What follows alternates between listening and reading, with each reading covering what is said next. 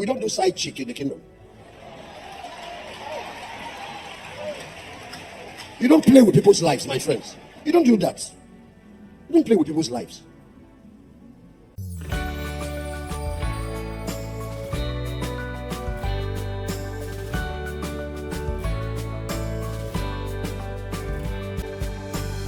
Now, to the lesson of the day. There are two secrets of spiritual reproduction. Two. I don't mind going ahead to tell you that all truths are parallel. What you find in natural, there is equivalent of it in the spiritual. The natural is used as a mirror image of the spiritual. This is why anytime Jesus wants to teach any spiritual truth, he looks for a natural parallel and use it to teach. Like he will say, the sower went to sow. The kingdom of God is like this. He will tell one parable using natural to illustrate a spiritual truth. So you notice that in the natural, there are two ingredients required in creating a child. Even in reproducing a plant, even in reproducing an animal. Even in plants, there is reproduction, there's cross-pollination, there's pollination. There are two ingredients. It is a sperm, a seed is a word, and an egg.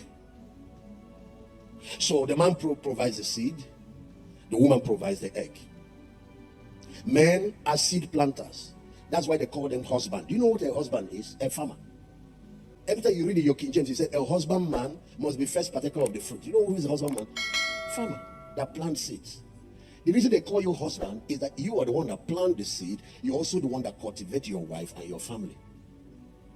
Nobody starts a marriage with finished product. You start with the raw material, with the seed.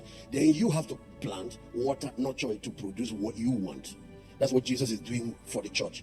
He is perfecting, washing us with the washing of the water by the word, because the word is a seed to present us to himself, a glorious church. You don't start with a glorious wife. You don't start with a glorious husband. You don't start with a glorious, you start with raw materials.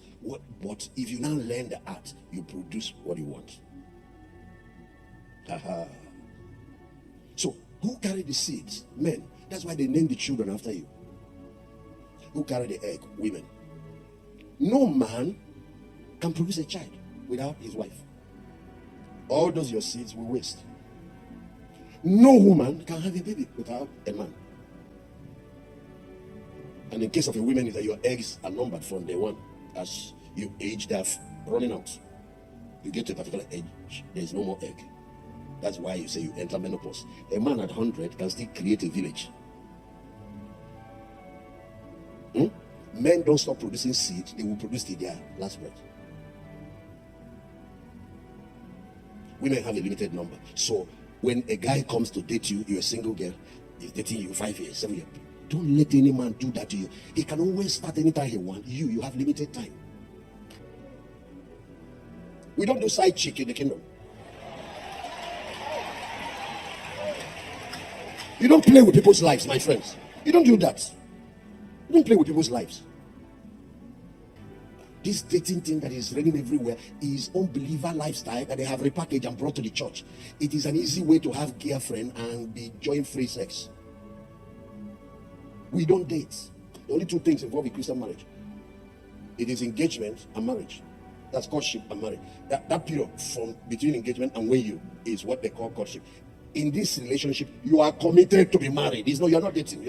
Let's try each other out. That's unbelieving. You're doing boyfriend and girlfriend in church. You're just using grammar to baptize it. It doesn't exist. Clap well. Oh.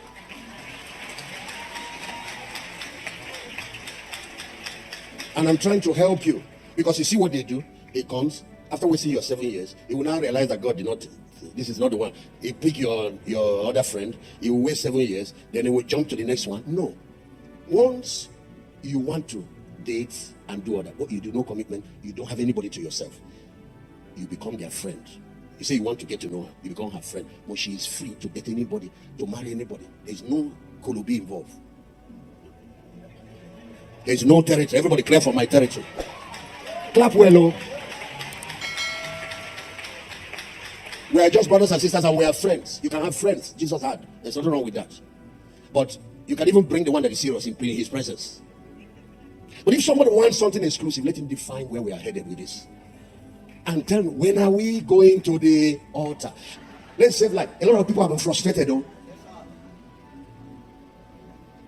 This is how you know that is real Christian courtship.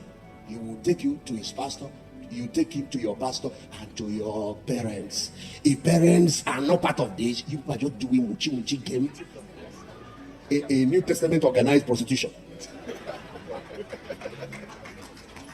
Clap well, or whether you have been doing it or not.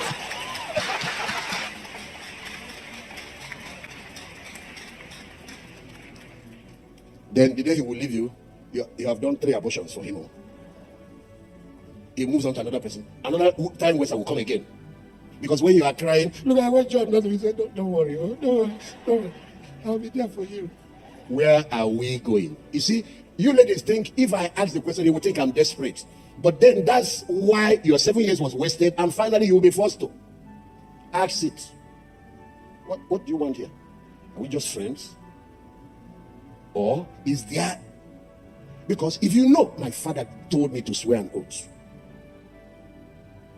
as a young man, entering that, he said, you are going to swear to me. You must not play with the heart of a young woman.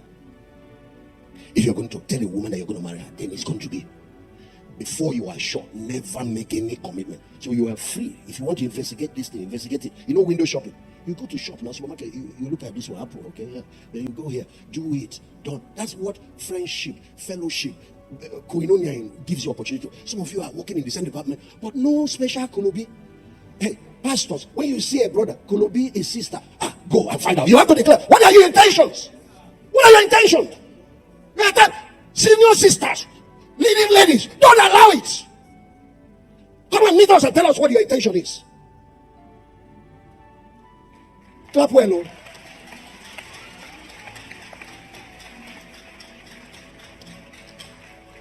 Because after he has shattered the life of 3 ladies, he still has a lot of bag of seeds. The day he's ready, he will start. Farm will grow. I don't want to say something so I don't make some people feel bad.